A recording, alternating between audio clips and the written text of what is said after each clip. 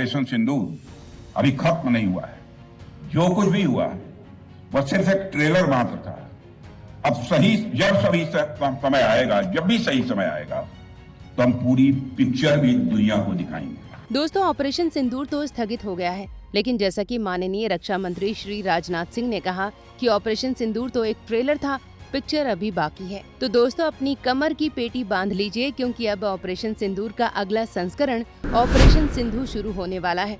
अब पाकिस्तान को प्यासा रखकर उसे बर्बाद करने की पूरी तैयारी शुरू होने वाली है, क्योंकि अब झेलम नदी पर जो प्रोजेक्ट मोदी शुरू होने वाला है, उसे पाकिस्तान की आवाम झेल नहीं पाएगी और इसकी शुरुआत अब बस होने ही वाली है। दोस्तों, अब झेलम नदी के प्रवाह को रोकने के लिए 1984 से रुके तुलबुल प्रोजेक्ट को पूरा करने के लिए मोदी सरकार ने तैयारियां शुरू कर दी हैं। इसके लिए खुद जम्मू कश्मीर के मुख्यमंत्री उमर अब्दुल्ला ने मोदी सरकार से गुहार भी लगाई है। तुलबुल प्रोजेक्ट के शुरू होने की आशंका मात्र से न केवल प्यासे पाकिस्तान को पसीना आने लगा है, बल्कि भारत के अंदर भी पाकिस्तान के सो कॉल्ड समर्थक लोग भी परेशान हो गए हैं। खुद पीडीपी की मुखिया महबूबा मुफ्ती भी तुलबुल प्रोजेक्ट के शुरू होने की आशंका से ही अपने पाकिस्तानी भाइयों पर आने वाली विपत्तियों से घबरा सी गई हैं और तुलबुल प्रोजेक्ट के शुरू होने का विरोध करने लगी हैं। दोस्तों, अब आप सोच रहे होंगे कि आखिर ये तुलबुल प्रोजेक्ट है क्या और कैसे इससे कश्मीर में हरियाली आएगी और पाकिस्तान में इससे बर्बादी आएगी। तो चलिए आपको बताते चलें। तो दोस्तों, ये तो आपको पता चल ही चुका होगा कि भारत में 60 के दशक से पाकिस्तान और भारत के बीच चले आ रहे सिंधु जल समझौते को रद्द कर दिया गया है। लेकिन इस समझौते में सिर्फ सिंधु नदी का जल ही शामिल नहीं है, बल्कि इस समझौते के तहत भारत और पाकिस्तान के बीच 6 नदियों के जल के बंटवारे की बात हुई थी। वर्ल्ड बैंक की मध्यस्थता में 1960 में ये तय हुआ था कि भारत के हिस्से पूर्ण रूप से सतलुज, रावी और व्यास का पानी आएगा, जबकि पाकिस्तान को सिंधु, झेलम और चिनाब नदियों का पानी पूरी तरह से देना तय हुआ था।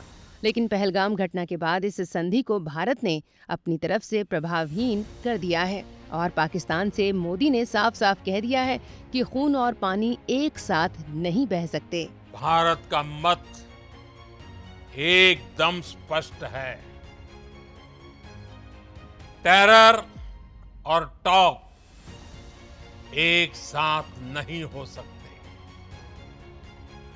टेरर और ट्रेड एक साथ नहीं चल सकते और पानी और खून भी एक साथ नहीं बह सकता।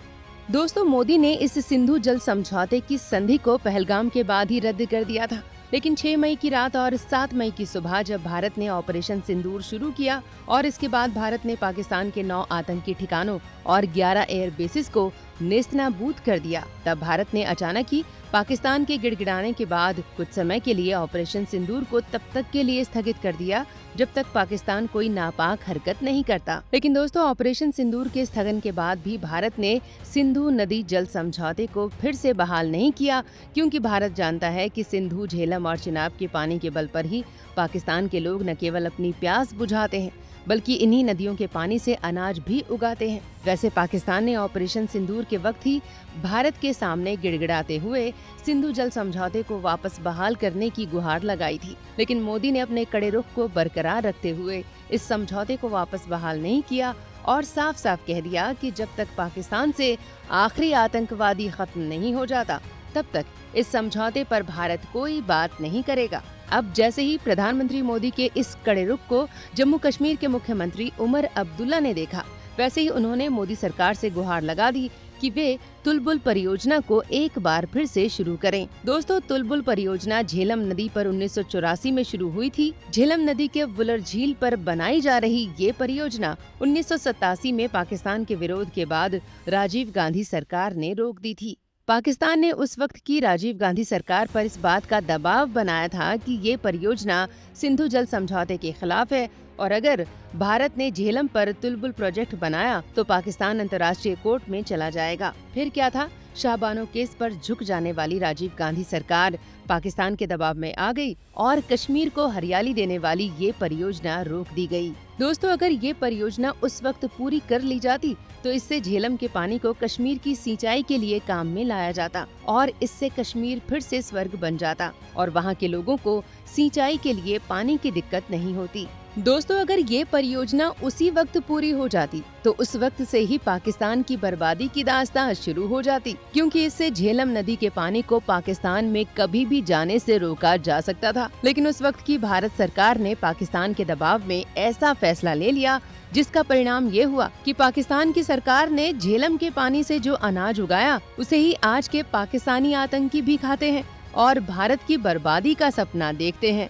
लेकिन दोस्तों, जब से मोदी सरकार ने तुलबुल परियोजना को लेकर उमर अब्दुल्ला की बात को गंभीरता से लेना शुरू किया है, तब से पाकिस्तान की नींद उड़ गई है और उसे अब पूरी तरह से लगने लगा है कि ऑपरेशन सिंदूर का अगला कदम तुलबुल परियोजना को शुरू करना हो सकता है, जो पाकिस्तान के लिए ऐसी बर्बादी लाएगा जिसके बाद पहले से ही भिखमंगा पाकिस्तान अपने हाथ में कटोरा भी नहीं उठा पाएगा। तो दोस्तों, उम्मीद है कि आपको हमारा ये वीडियो पसंद आया होगा। आपसे रिक्वेस्ट है कि आप हमारे इस वीडियो को जरूर लाइक करें, इसे ज्यादा से ज्यादा लोगों तक देश हित में शेयर करें और हमारे चैनल द कर्मा को भी तुरंत सब्सक्राइब कर लीजिए। जय हिंद।